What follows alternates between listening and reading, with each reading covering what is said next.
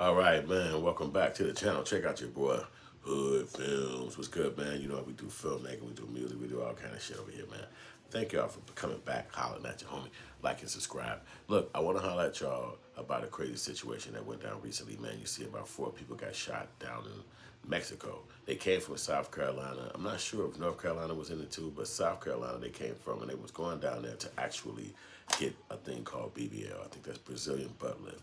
So you either go for medicine or you go down there for things. People go down there for things like get jobs and shit. They cross the border, and that's really what it's called. I'm not familiar with it because I don't live in the Midwest. I've never been around a border. Other when I went to the Canadian border some 15 years ago, they told me no. They said you can't come here. I said what the fuck? It's weird as shit. So I turned my ass around and went back to the hood. So I haven't been in none of those countries yet. But anyway, over there they go to Brazilian butt lift and they run into some mafioso people, some gangsters, and they run into these gangsters. These gangsters basically run up on them with real guns and with a real attitude. And when they get up on them, they shoot them and they kill 2 of the people, which is men, and they leave 1 female and 1 guy. But the guy they left alive actually got shot in the leg. So it's like it's really a different thing happening up here in these countries where, when they see you, you're not just going to slide through or just be okay. It's like some of these people really got a vitriol towards us, our darker skin or darker hued people, and you just don't notice because you're not up there every day. And then we live in a culture in America where white people, their crime run is on us. So basically the whole idea of a crime or a criminal is us. So you got Hispanic humans that's not really always looked upon as criminals. They got some that are, but the entire black race is looked at like that. And then you got white people who can roll around. Obviously they're not looked at it that way. You got Asians, you got people from India, you got millions of humans that's in America that's not looked upon as a criminal element. But in the black culture, a black woman could be a criminal, an old black man, a little bitty ass kid, 6, 7 years old, and it's national news if they want to do that to you about the crime that they depicted or saying that you created or committed. But in another country, black people are not looked upon as a threat. You just really are just a person. So they're not looking at you like nefariously, like y'all got some kind of sneaky shit that y'all trying to do. I know y'all up to something, but it's not like that all the time, and especially not apparent, like right on the surface. It might be like that if you go to certain areas or something like that in certain countries, but it's not like in America where it's the distinction to know that as a black person that could be you the criminal element. You go in the store, they gonna follow you. You go over here, they're going to not give you the loan. They're going to not want to give you the job. The whole country is set up against blacks. So if you go to these other cultures, you kind of feel like you can just blend in and just kind of be a person. Like I don't have to worry about these motherfuckers stopping me from coming in a place, asking me questions when I get there, wanting to see some forms or paperwork.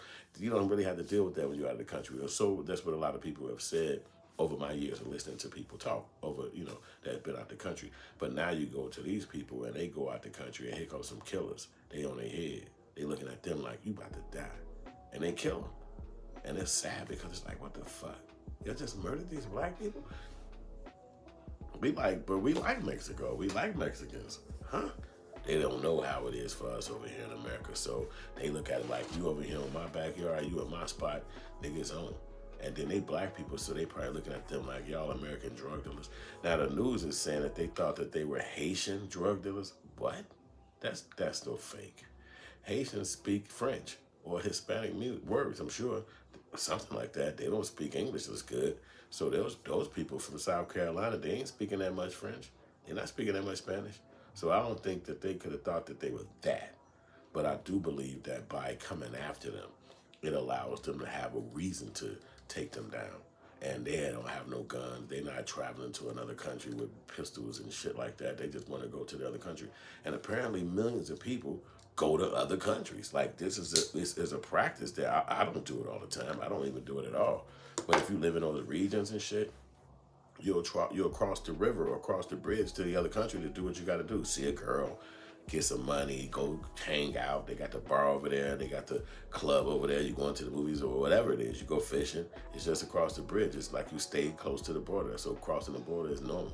So to see some black people get killed, it's really scary because we can't carry guns like that in Chicago or in America. Like you just don't walk around seeing a lot of black people with guns.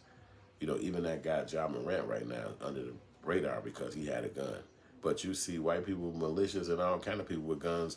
They ain't even, them people was up at the fucking Capitol building with guns, and they ass still ain't in jail for that shit. You know what I'm saying? So how a black person have a gun is really looked upon as crazy. So, but imagine if that was the culture we had in America already, where black people had guns like anybody else. You'd be taking your ass to other countries with guns too, because you'd be saying, shit, I know what it's like not to have my gun. But in America, we just supposed to just live and rely on American police and American security to stop a threat that comes towards you or that's imminent towards you. So it's like, hey, but you better not be having a gun and protecting yourself. I think in places like New York, if you got a gun, it don't matter what happened. Like what the situation was, you ain't gonna be no stand your ground, none of that shit. If you shoot with a gun in New York, you mandatory 5 years, it don't matter what the fuck occurred. And in Chicago, they got things called UUW, unlawful use of a weapon, which means you had a gun, but you didn't have a license for it. Or even if you had a license, you didn't have a license on you. It's all kind of parameters and shit that go along with having a gun. But then you go to other countries, in Mexico, Haiti, or even you see it on TV, they riding around with big long rifles, and it's like that's just a group of guys and shit. They not necessarily the news. I'm sorry, the army or nothing like that. And it's like that's a mafia or that's a gang. So it's like really crazy when you leave the country. So you have to be very careful. And they was going to get a Brazilian butt lift, which I'm sure people do all the time. I thought you would go to Brazil to do it, but maybe you go to Mexico. It ain't my world.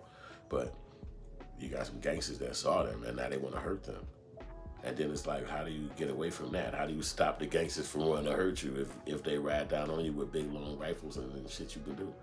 And they shot him, and you can see the video of them dragging the people around and making them get inside the car. It was really fucked up. But I just heard the news say some crazy shit, which I don't know if it's true. You know the news say anything. The news said that they found out who the killers were from that mafia, and they left an apology letter and also pictures of themselves. I said, what? I had to actually go back and play it again. They left pictures of themselves. The mob boss killers who killed these people left pictures of themselves at somewhere where the police could find it. So ultimately they was able to arrest 5 of the guys who they say was responsible with that mob. The mob guys that was responsible for the death of those people. If this really happened, I don't know. I heard this on news, ABC 7. So it's like, really, did this happen? You know what I'm saying? But it seemed like it probably did, because if you think about it, the news is pumping this out so hard about this particular gangster mob people or whatever, that is saying this so much that they probably like, look, man, there's too much motherfucking news for us. And if we know y'all did this, or y'all was whoever the guys that perpetrated that crime, we know y'all was out there, they came in y'all hood or whatever it all went down, but it's too much information on us. Like, we don't want to be on the news like this. And you got us all on the fucking news. Like, what the fuck going on? So they probably told them, you either go turn yourself in or we killing you. And it's like, shit, let me go and turn myself the fuck in, because I made a mistake and killed some Americans, but these motherfuckers is playing the news so crazy, like it's on the news. So I remember when I grew up, you couldn't bring the police around because of something you was doing. It would be a problem because people over there making money in their ways, and they don't want the police riding down, even if it's for you. You might be in a domestic violence situation. You might be arguing and fighting in your own world about something, and the police got to come over there to handle this scenario that you got built in or caught in, and now it make these people have to be affected by it. So it's like, that ain't something you do. So that's what I would assume, that those guys hurried the hell up and went and turned themselves in so that they wouldn't be caught up in a you-know-what by the you-know-whos. So that's just my opinion. But you let me know what you think, man. You know, what is the craziness about a Brazilian butt lift? What is that? Like, why would you have to threaten your life and go around motherfuckers who can kill you? Like, why you ain't what a resort is? Why you around the hood or the lower end area where the gangsters probably hit the blocks all the time and looking for new faces? Like, who the fuck is these motherfuckers? They walking down our street? Oh, hold on. And then they on your head. It's like, what, you ain't got no protection. You don't know nobody. You already in their hood, so it's like you kind of asking for it. You know what I'm saying? But you thinking like, oh, no. And think about this. If you come in to get a Brazilian butt lift, I'm assuming you got money on you or you got access to money.